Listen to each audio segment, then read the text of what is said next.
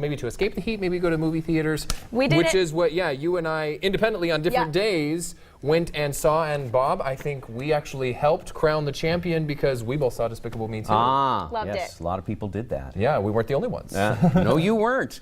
The Minions won out over Adam Sandler over the weekend as Despicable Me 2 took in $44.8 million and remained #1 at the box office, while also crossing the $200 million mark. So you helped him do that. All right. Adam Sandler's Grown Ups 2 brought in $42.5 million for second place, and the week's other new release, Pacific Rim, was third with $38.3 million. With the film's $200 million budget, that was a disappointing debut.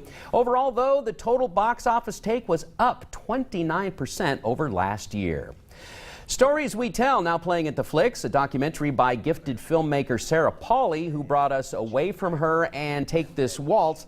It takes a personal tale about her real-life mother, which weaves in old home movies, interviews with surviving family members and friends, and is more than some interesting family history. It's more of a movie version of the old game Telephone. The story changes a bit depending on who tells it. But after seeing the end credits, I don't know what to think. Was this all an elaborate ruse to make a point? I'll let you decide. Certainly it's worth seeing again and will foster all sorts of discussion. Is Polly telling the truth or just a story? 3.5 stars out of 5.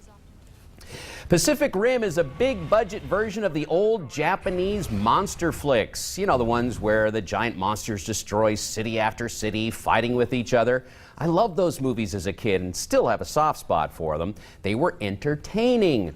Pacific Rim is not. It's another movie where it's impossible to tell what's going on, a problem that's only exacerbated by 3D.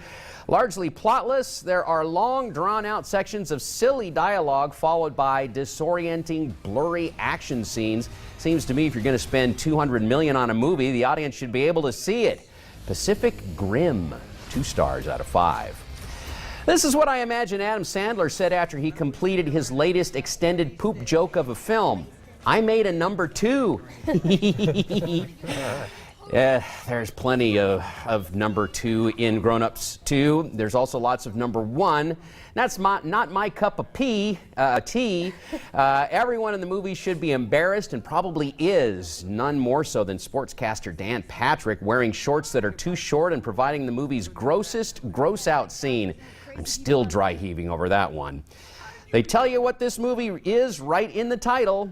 Grown Ups #2. #2. 1 star out of 5.